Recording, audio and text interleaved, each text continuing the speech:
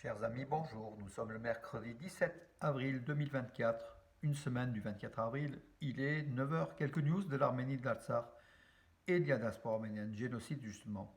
L'Assemblée nationale d'Arménie, hier, a observé une minute de silence à la mémoire de toutes les victimes de tous les génocides de la planète. Donc voilà, donc l'Arménie qui se démarque, qui devient leader en matière de reconnaissance du génocide et de la mémoire humaine des génocides. Voilà, donc l'ambassadeur de France en Arménie a assisté donc au Parlement arménien, donc Olivier de Cotigny, au vote du Parlement d'Arménie, qui a figé le 4 août comme journée, donc journée du génocide des Yézidis, des martyrs des Yézidis. Voilà, donc le génocide des Yézidis sont des Kurdes, hein, donc les Yézidis, une branche des Kurdes, qui ont été victimes justement de l'État islamique, notamment à Sinjar, en Irak. Voilà, donc l'Arménie, euh, qui a voté donc à l'unanimité, le Parlement arménien a décrété la journée du 3 août comme journée nationale du génocide des Yézidis. Voilà, donc, et puis donc toujours en matière de génocide, donc comment dirais-je, un député arménien, bien sûr proche de Pachinian, Anthony Kocharian, qui s'occupe aussi de la défense, hein, donc au sein du Parlement arménien, c'est le référent de la défense de l'Arménie. Hein, voilà. Il avait demandé qu'on puisse compter et nommément citer les victimes du génocide des Arméniens. C'est-à-dire comme font peut-être pour la Shoah, la liste nominative de tous les Arméniens qui ont perdu leur vie lors du génocide de 1915 en 1923. Alors cette déclaration a été quand même mal ressentie par l'Arménie en disant pourquoi vous les comptez en fait. Est-ce que vous n'êtes pas sûr? Est-ce que ça... Alors lui a dit c'est 1,5 million, voire plus, voire moins. Voilà. Mais beaucoup penchent quand même à la thèse d'une thèse proche de la Turquie qui minimise le nombre des victimes. Voilà. Donc, alors qu'en fait la Turquie a tout fait pour débarrasser des archives. Compter les Arméniens victimes du génocide de 1915, c'est très compliqué, puisqu'en fait, il y a les documents, c'est pas comme en Europe pour le génocide des Juifs ou d'autres génocides. Ça se passait en 1915 dans l'Empire ottoman et beaucoup de documents ont disparu, bien sûr, les jeunes Turcs et même Atatürk, hein, la Turquie moderne, a fait en sorte que les archives soient détruites ou comment dirais-je, ou non accessibles. En tout cas, cette proposition d'Anthony Kocharian a été plutôt mal ressentie pour compter le nombre, pour nommer les Arméniens victimes, donc nom, prénom, lieu des Arméniens victimes du génocide de 1915. Mais nous, on sait que c'est au minimum 1 million, voire 1,5 million, voire 2 millions de victimes du génocide de 1915, sans parler des 800 000 Grecs pontiques et des 600 000 Assyro-Chaldéens qui ont aussi été victimes du génocide de 1915 en 1923 dans l'Empire ottoman. Et après, peut-être aussi dans la Turquie moderne, il y a eu aussi la continuité donc de cette liquidation de ces populations chrétiennes, arméniennes, grecques et puis assyro-chaldéennes. Voilà où on en est, mes amis. Donc la demande, ça a été mal ressenti, hein, donc cette demande. Alors toujours à La Haye, donc le tribunal de La Haye, donc ça se poursuit, donc le dossier juridique de l'Arménie contre l'Azerbaïdjan, l'Arménie qui accuse bien sûr l'Azerbaïdjan de nettoyage ethnique en Artsakh et puis de crimes de guerre et puis d'occupation d'une partie du territoire de l'Arménie, beaucoup de violations des droits humains. Euh, voilà. Ce qu'Aliyev appelle une guerre patriotique a conduit à un nettoyage ethnique complet du Haut-Karabakh. C'est un juriste qui l'a affirmé donc hier à La Haye, Pierre d'Argent, qui est très connu, hein, un très grand juriste belge, Pierre d'Argent, il a déclaré cela. Voilà, donc les accusations commencent contre l'Azerbaïdjan à faire leur poids. Et Bakou n'a rien fait pour garantir le retour en toute sécurité des Arméniens au Haut-Karabakh, affirme aussi Yeriché Kilagossian, qui est le juriste représentant de l'Arménie auprès du tribunal de l'ONU, hein, de La Haye. C'est le plus haut tribunal international, en fait, hein, voilà, où est jugé en ce moment la plainte de l'Arménie contre l'Azerbaïdjan et puis de l'Azerbaïdjan contre l'Arménie. Donc là, c'est la partie Arménie contre l'Azerbaïdjan. Ça va encore durer quelques jours. En tout cas, le dossier donc est assez lourd. Le dossier est assez lourd d'accusation de l'Azerbaïdjan.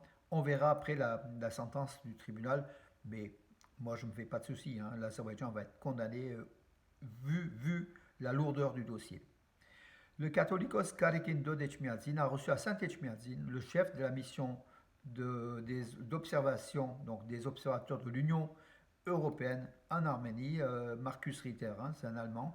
Il a été reçu, donc voilà, et puis il a un peu, Karekin II a évoqué la situation dramatique aux frontières de l'Arménie, la situation des Arméniens réfugiés de l'Artsar en Arménie, et puis l'agression de l'Azerbaïdjan.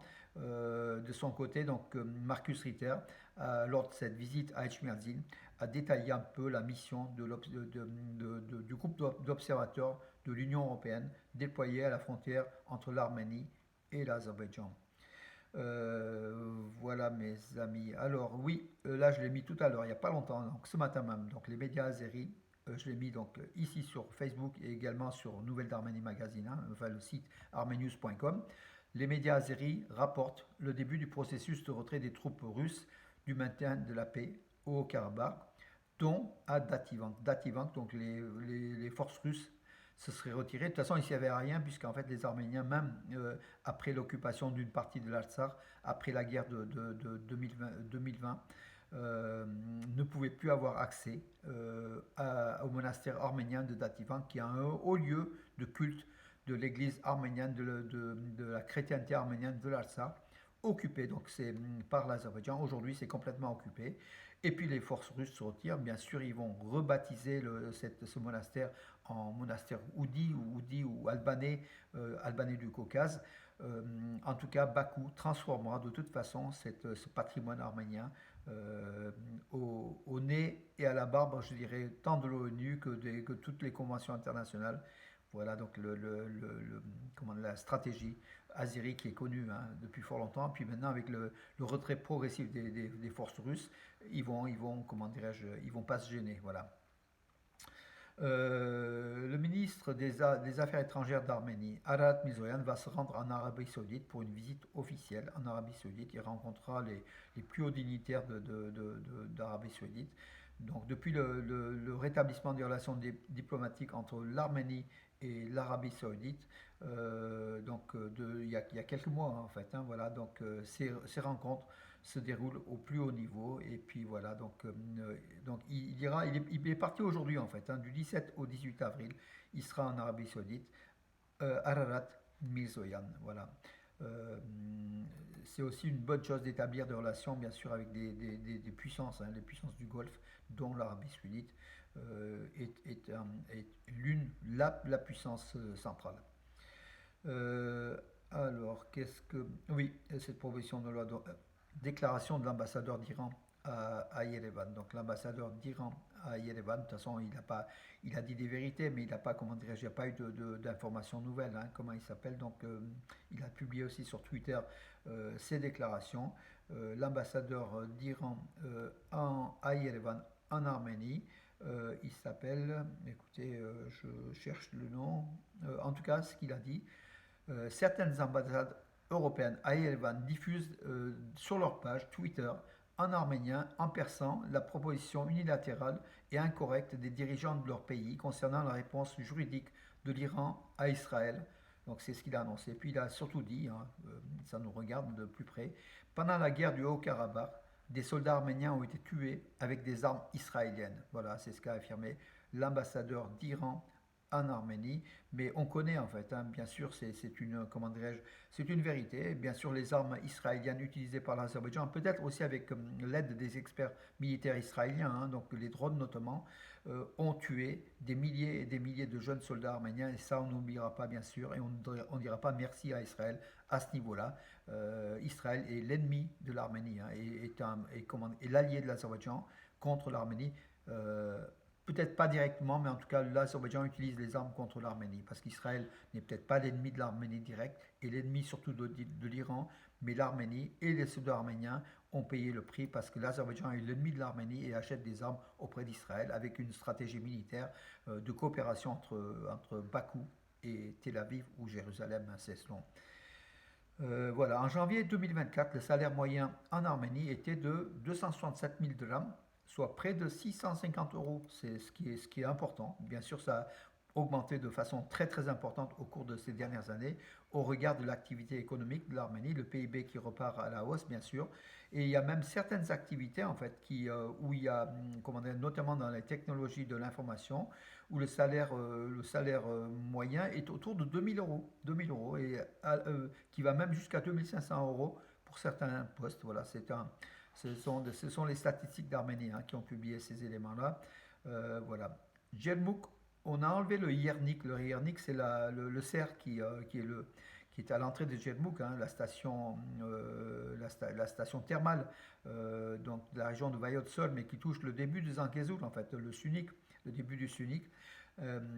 Beaucoup avec l'eau minérale, hein, Tchermok qui est connu dans l'ex-Union soviétique en Arménie et puis peut-être à l'international. On boit ici à Valence aussi du Tchermok. Voilà, enfin, la biche qui était l'emblème a été enlevé, qui datait de l'époque soviétique, là, qui était à l'entrée de la ville, une statue de à peu près ouais, une dizaine de mètres de haut. Et ça va être remplacé, rénové, ça va être remplacé par une autre statue. C'est ce qu'affirme la municipalité donc, de Djermouk. Voilà pour cela. Djermouk qui a été attaqué en septembre 2022 par les troupes azéries qui sont pas loin, qui sont dans les montagnes, à peu près à 5 à 8 km de cette ville de Djermouk, où le tourisme repart. Hein. C'est un haut lieu touristique et puis bon, avec un climat extraordinaire. Voilà, si vous avez un jour l'occasion de vous rendre en Arménie, visiter Djermouk, ça vaut le coup. Voilà. Écoutez mes amis, j'en ai fait le tour de l'actualité, en tout cas de ce matin. Je vous donne rendez-vous à demain et bonne journée.